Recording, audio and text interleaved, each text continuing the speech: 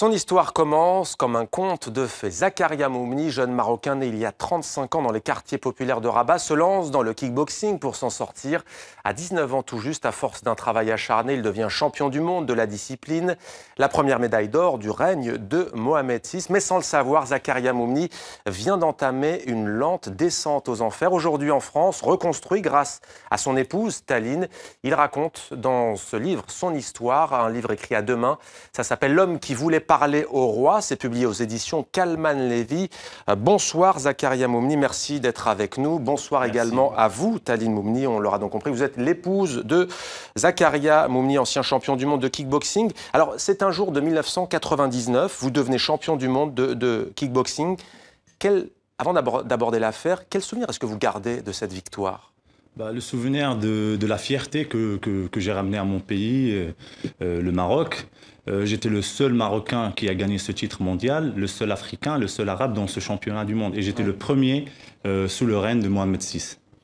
Alors, la réalité est plus compliquée parce qu'on pourrait dire que le vrai combat, il a commencé ce soir-là, au pied du ring. Exactement. Exactement. Parce que normalement, dans la loi marocaine, il y a un décret royal qui donne le droit à chaque sportif titré champion du monde d'avoir un poste de conseiller sportif. Moi, j'ai demandé ce poste qui est un simple droit légitime. Ils m'ont fermé toutes les portes et tout. J'ai dû rencontrer le roi. J'ai fait tout. D'ailleurs, je l'explique bien dans le bouquin. Dans ce livre, ouais. J'ai rencontré le roi Mohamed VI à Rabat en 2006. Il a donné ses ordres. Le lendemain, j'étais reçu par son secrétaire particulier, Mounir Majidi, dans le palais Rabat Ouarga, à Rabat. La première des choses qu'il m'a dit le secrétaire du roi, est-ce que tu connais le premier Marocain qui a gagné une médaille? C'était une médaille d'argent aux Jeux Olympiques. Et ce mec, il a vécu toute sa vie pauvre, il est mort pauvre.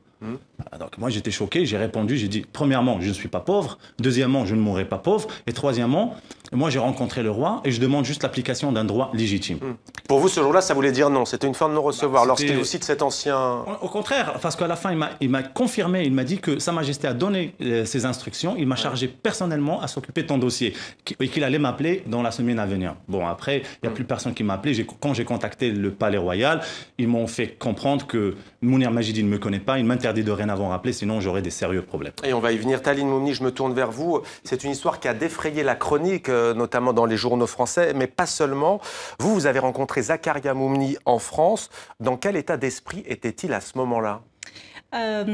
J'ai rencontré un jeune homme qui était dont la passion était le sport. Ouais. Il ne m'a pas raconté tout de suite les déboires avec le ministère de la Jeunesse et des Sports au Maroc, mais en tous les cas, c'est quelqu'un qui m'a paru passionné par sa discipline.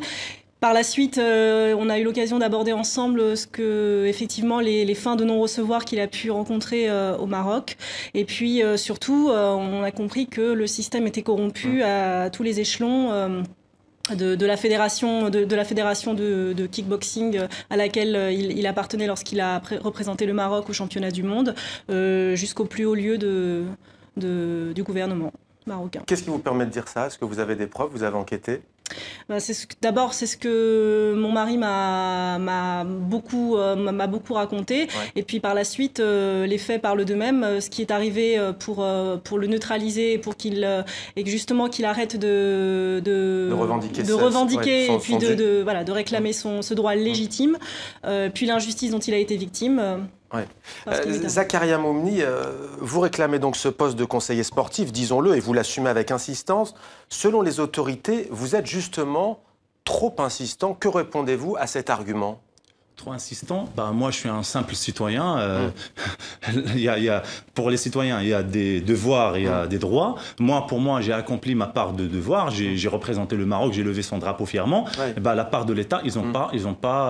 Mais vous étiez prêt à tout quand même. Je vous lis page 23. Vous dites, je savais que l'occasion s'est présentée. Vous l'avez dit tout à l'heure en 2006. Je savais que quand il était à Rabat, Mohamed VI aimait se promener en voiture dans le centre-ville ou vers la plage. Je me suis transformé en enquêteur et au bout de 2 mois, j'ai fini par baliser méthodiquement méthodiquement les rues qu'il empruntait lors des différents itinéraires. Et vous dites, j'ai aussi sympathisé avec un policier sur le trajet, parce qu'il aimait la boxe, hein, vous dites, et vous lui avez donné 200 €. Donc vous dénoncez la corruption, mais vous avez utilisé aussi ce moyen-là.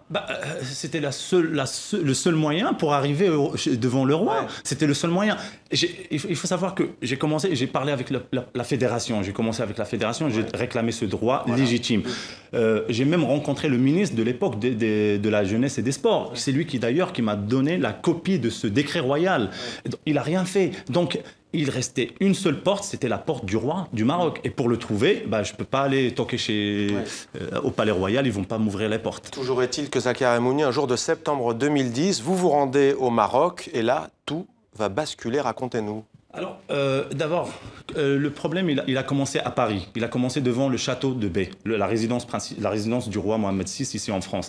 J'ai manifesté le 25 janvier 2010 et j'étais menacé par le secrétaire particulier du roi, Mounir Majidi. Il m'a dit clairement comme ça, « T'as de la chance d'être en France, si t'étais au Maroc, on t'aurait déjà fait la peau. » Comme ça. Quand je suis rentré au Maroc, c'était pour demander l'autorisation à la fédération marocaine pour pouvoir représenter le Maroc au championnat du monde qui allait se dérouler le 16 octobre de la même année à Édimbourg. Là, j'étais arrêté à l'aéroport pour motif atteinte à la sacralité du roi. C'est-à-dire atteinte à la personne sacrée du roi. Après, j'étais enlevé par quatre agents de la DGST marocaine. Ils m'ont mis dans une voiture banalisée. Une fois dans la voiture, ils m'ont bandé les yeux, ils m'ont allongé sur les genoux d'un des deux, ils m'ont recouvert d'une veste. C'était un kidnapping. On a roulé à peu près 45 minutes, 50 minutes.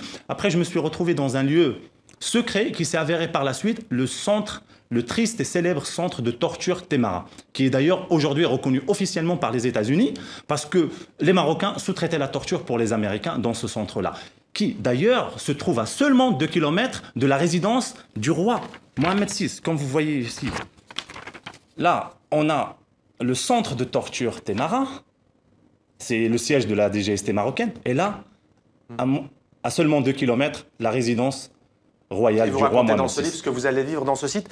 Taline Moumni, sur ce qu'a subi votre époux dans cette prison, lorsqu'il vous le raconte, qu'est-ce qui vous frappe le plus ? Alors, comme on le raconte dans le livre, tout d'abord, je n'étais pas au courant de ce qui lui est arrivé. Je suis restée sans nouvelles de lui pendant 4 jours. Il a réussi à m'appeler de la prison où finalement il avait réussi à tomber, on ne sait comment. Donc le jour où j'ai eu cet appel, effectivement, d'un côté, j'étais soulagée que mon mari n'ait pas été tué, puisque il est en vie. Qu'il soit en vie, puisque c'était une hypothèse que nous n'avons pas écartée.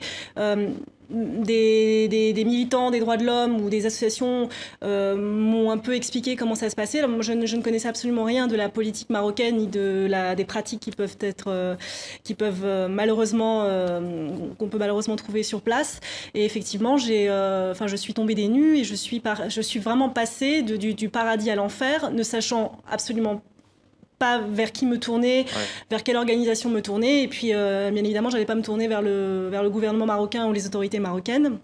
Puisque nous avons très rapidement compris que tout ça était une mascarade de procédure pour le neutraliser. Alors juste, cette affaire elle fait l'objet d'une longue procédure, je m'adresse à vous.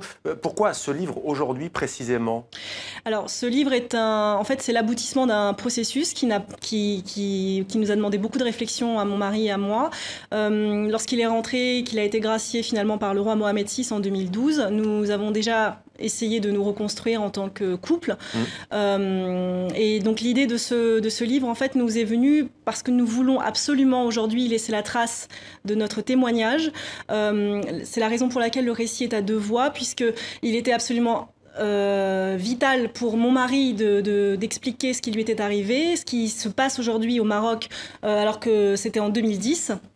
Et puis moi, de mon côté, aussi d'expliquer de quelle manière j'ai pu combattre et comment nous avons pu collecter tous ces soutiens et puis de médiatiser cette affaire. Alors vous racontez notamment dans ce livre, Zakaria Moumni, comment par exemple l'homme peut résister à beaucoup de choses, y compris sur ce que vous avez vécu dans cette prison.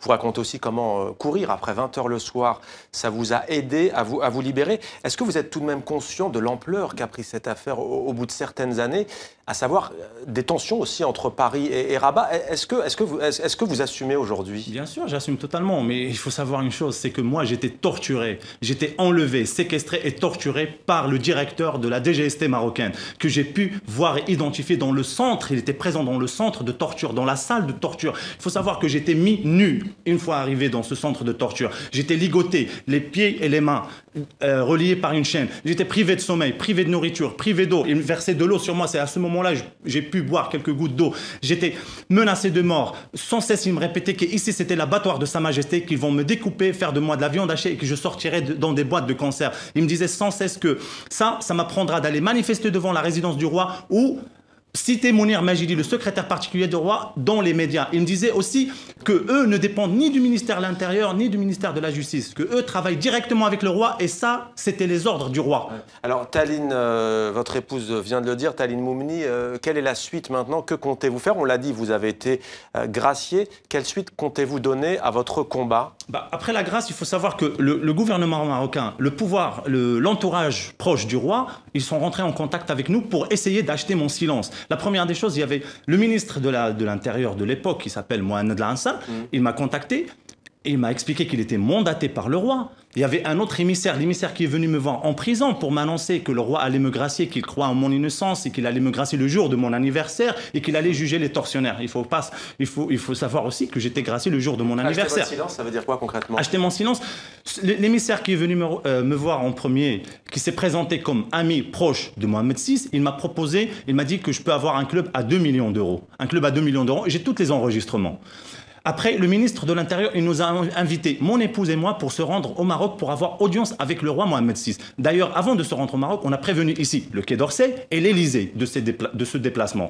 Une fois sur place, on n'a pas pu voir le roi. Par contre, le ministre de l'Intérieur m'a proposé la réparation matérielle. La réparation matérielle. Il m'a proposé entre 5 et 6 millions d'euros pour m'acheter un club ici à Paris, mais il fallait que je tourne la page. Et non seulement il fallait que je tourne la page, mais il fallait que je compose avec le commanditaire et le tortionnaire. Juste en quelques mots peut-être, vous n'avez pas tourné la page en tous les cas de la boxe. Quel est votre avenir d'un point de vue sportif? Mon point de vue sportif aujourd'hui, il faut savoir que je ne suis plus marocain. Une fois que j'ai acquis la nationalité française, j'ai renoncé à la nationalité marocaine. D'ailleurs, ça, c'est mon passeport marocain, comme vous le voyez ici. Est-ce que vous n'êtes pas dur d'assimiler, par exemple, tout ce que vous avez vécu au Maroc, le peuple? Je le dis cher, parce que pour moi, je ne peux pas être lié à un pays qui torture ses propres citoyens. Ça, je ne peux pas l'accepter. Ça, je ne peux pas l'accepter. J'étais torturé alors que j'avais levé le drapeau de ce pays. Il faut savoir que j'ai déposé plainte ici. J'ai déposé plainte après. Mes avocats, Maître Patrick Baudouin, président d'honneur de la FIDH, et Maître Clémence Bectat ont déposé plainte en mon nom au pôle spécialisé crimes contre l'humanité, crimes de guerre, pour faits de torture.